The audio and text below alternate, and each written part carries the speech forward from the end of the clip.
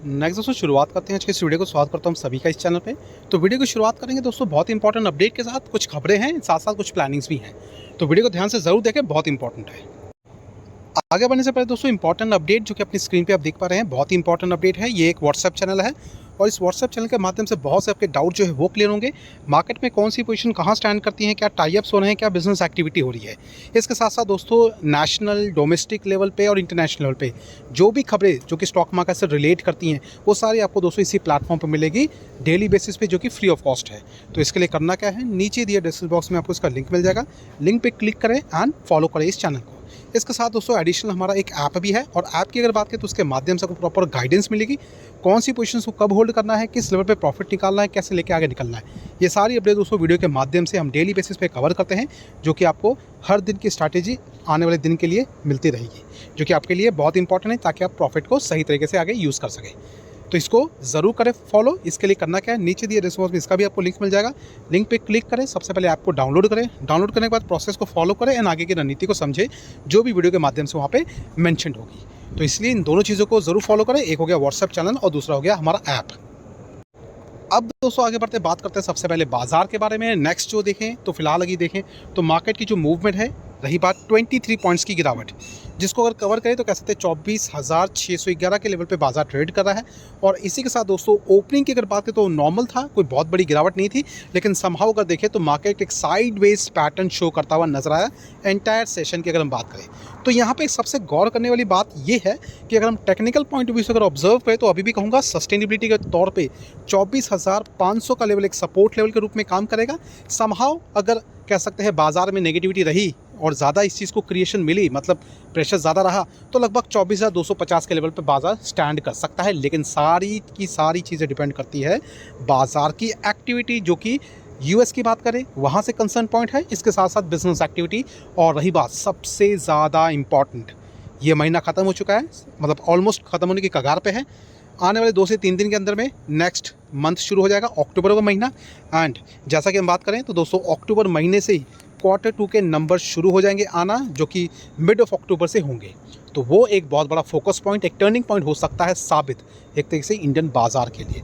तो हमें क्या करना है, हमें फोकस करना है आने वाले क्वार्टरली नंबर्स का भी। एंड इस चीज़ का इंतज़ार ज़रूर करें, क्योंकि दोस्तों इसके बारे में प्रॉपर डिटेलिंग हर रेगुलर बेसिस पे हम अपने वीडियो के माध्यम से आपको ज़रूर प्रेजेंट करते रहेंगे। अब दोस्तों अगर बाज़ार के लिहाज से अगर बात करें तो यहाँ बाज़ार कुछ चीज़ों को लेके ज़रूर फोकस कर रहा है। पूरे अगर हम सितंबर महीने की बात करें जो कि ऑलरेडी ऑन गोइंग है, इस हिसाब से अगर देखें तो यहाँ पे बहुत सारे एक्टिविटी हमें देखने को मिले हैं। तो एंटायर मार्केट और एंटायर मंथ की अगर बात करें तो सबसे फोकस पॉइंट रहा है। सबसे पहले अगर देखें तो जीएसटी रेट कट्स के कारण बाज़ार का मूड थोड़ा बेहतर ज़रूर हुआ है, लेकिन फुल फ्लेज में इसका एक्शन हमें देखने को नहीं मिला, क्योंकि ऑन गोइंग इश्यूज़ के कारण कह सकते हैं जो ग्लोबल इश्यूज़ है, जो कि यूएस की तरफ से अगर हम बोले तो वो लगातार बाज़ार को हैमर कर रही है और रोक के रख रही है। हालांकि अगर बात करें तो ऑलरेडी बाज़ार जो है ओवरसोल्ड जोन पे है और कहीं जगह, मतलब वैसे तो बहुत जगह ऐसे आर्टिकल्स आपको देखने को मिल जाएंगे जहाँ इंडियन बाज़ार को लेके पॉजिटिविटी बताई गई है और टारगेट्स कहीं ज़्यादा ऊपर बताए गए। लेकिन समहाउ चीज़ों को कह सकते हैं एक ब्रेक अभी लगे हुए हैं एक्टिविटी की वजह से, जो कि यूएस मार्केट की तरफ से कंडक्ट हो रही है।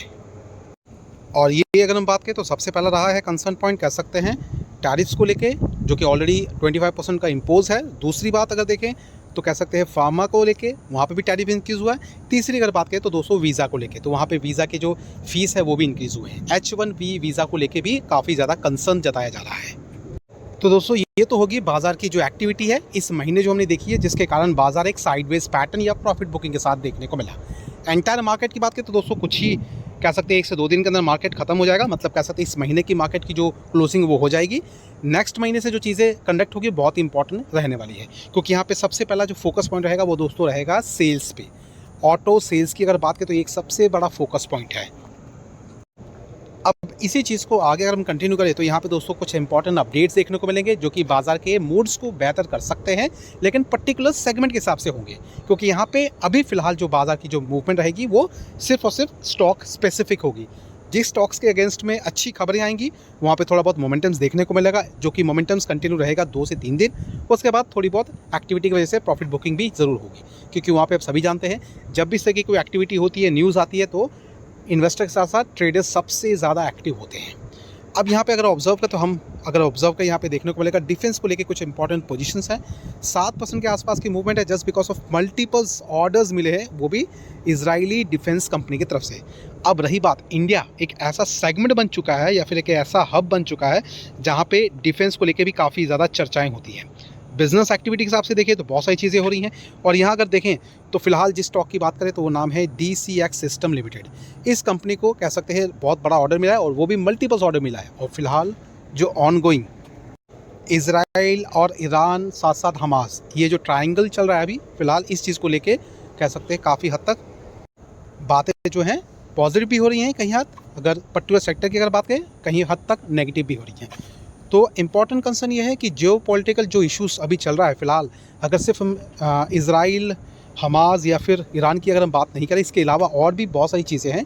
जैसे यूएस की बात करें तो वहाँ पे भी कई यूएस भी कई जगहों पे इंटरफेयर कर रहा है। वेनेजुला की बात करें तो वहाँ पे भी कुछ टेंशन चल रही है। इंडिया पाकिस्तान की बात करें तो वो तो ऑलरेडी चीज़ें चल ही रही हैं ऑनगोइंग। इसके साथ चाइना भी इसमें इंक्लूड है। कहने का मतलब है ग्लोबल, पूरे एंटायर ग्लोबल की सिचुएशन ही इसी तरीके की है।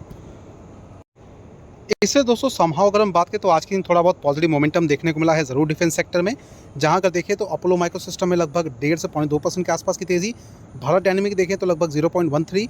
भारत इलेक्ट्रॉनिक्स में बात करें तो लगभग 1%, जिसके बारे में हम बीते हुए कल के दिन जो हमने कवर की थी न्यूज़, जो कि मल्टीपल ऑर्डर मिला है भारत इलेक्ट्रॉनिक्स को, वो भी एक बहुत बड़ा एक्शन है।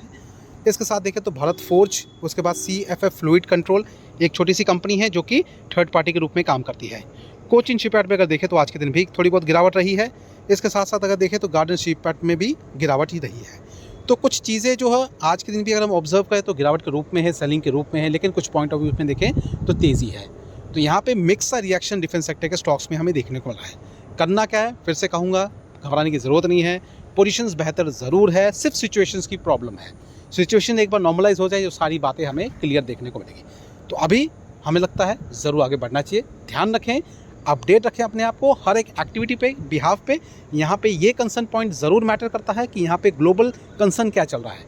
पर्टिकुलर कंपनी की बात करें दोस्तों, नंबर्स के अकॉर्डिंगली देखें तो चीज़ें बेहतर तो ज़रूर है। सिर्फ क्या है, ऑनगोइंग डेली बेसिस पे जो प्रॉफिट बुकिंग हो रही है वो एक छोटा सा डेंट पॉइंट है जो कि इन्वेस्टर्स के माइंड को नेगेटिव ज़रूर करता है। लेकिन अगर होल्ड करेंगे तो चीज़ें बहुत जल्द एक पॉजिटिव नोट पर भी देखने को मिलेंगी।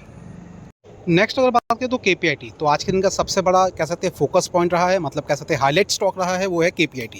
क्योंकि एक ही दिन के अंदर में 8% के आसपास गिरावट। हालांकि इन बिटवीन अगर देखें तो 10% तक की गिरावट भी देखने को मिली थी। लगभग 1100 के नीचे भी आ गया था स्टॉक्स, लेकिन क्लोजिंग के टाइम पे 11-12 के आसपास का। फिलहाल अगर कंसर्न पॉइंट ये है मार्केट में देखें तो बहुत बड़ा रीज़न तो नहीं है। सबसे पहला रीज़न जो हम अगर बात करें तो वो है दोस्तों KPIT में जो गिरावट है उसके पीछे का रीज़न है IT सेक्टर। तो IT सेक्टर में जिस तरह से इश्यूज चल रहे हैं वो एक बड़ा कंसर्न है, जिसकी वजह से KPIT में आपको थोड़ी बहुत गिरावटें देखने को मिली है। उसके बाद दोस्तों ये बात ज़रूर कवर करना चाहूँगा, क्योंकि दोस्तों KPIT को लेके हमने आज से कुछ दिन पहले कुछ चीज़ें कवर की थी जो कि बिज़नेस एक्टिविटी को लेके था। यहाँ KPIT ने कुछ कंपनीज़ को एक्वायर किया था जो कि छोटी कंपनीज़ है। चाहे दोस्तों अगर बात करें जर्मनी की कंपनी है, साथ साथ इसके साथ साथ इटली की कंपनी भी है। और KPIT खास करके अगर देखें तो EV सेक्टर्स में काम करती है और यहाँ पे एक्विजिशन के चलते ही कह सकते हैं कंपनी का खर्च हुआ है और खर्च की वजह से ही स्पेंडिंग ज़्यादा हुई है, जहाँ पे इसके नंबर्स को लेकर थोड़ी बहुत टनाटनी हो सकती है इस करंट Q2 के दौरान भी। और इसी वजह से बाजार में आज के दिन थोड़ी बहुत प्रॉफिट बुकिंग हुई है KPIT को लेकर, क्योंकि दोस्तों ये जो अपडेट है ये इसके बाद ही सारी चीज़ें हुई हैं। अब प्रॉपर कन्फर्मेशन रूप में बहुत जल्द हम आपके सामने चीज़ें प्रेजेंट करेंगे, लेकिन ध्यान रखें बहुत बेस्ट लेवल है और ऐसा मौका नहीं मिलेगा। अगर आपके पास ऑलरेडी ये स्टॉक्स है तो एवरेज कर सकते हैं। करंट लेवल बहुत बेहतर है, इस लेवल पे चाहे तो अपनी चीज़ों को लेकर चल सकते हैं। ध्यान रखें, स्टडी करना ज़रूरी है। और यहाँ पे दोस्तों मैं कभी भी शॉर्ट टर्म बाइंग को लेकर कुछ भी नहीं रिकमेंड कर रहा हूँ। सिंपल सी बात है, स्टडी करने के लिए कह रहा हूँ ताकि प्रॉपर चीज़ों को आप समझ पाएँ और अपने फाइनेंशियल एडवाइजर से ज़रूर सलाह कर ले कभी भी कोई भी एक्शन लेने से पहले। ध्यान रखें, ये स्टॉक मार्केट है, स्टॉक मार्केट में बहुत सारी चीज़ें हैं जिस पे प्रॉपर स्टडी करना ज़रूरी है, इसलिए ज़रूर इस पर ध्यान दें। तो फिलहाल दोस्तों इस सारी अपडेट के साथ वीडियो को यहाँ पे अभी वाइंड अप करते हैं। मिलता है दोस्तों अपने नेक्स्ट वीडियो में जो कि हमारे ऐप में आएगा। थैंक यू, तब तक बाय बाय।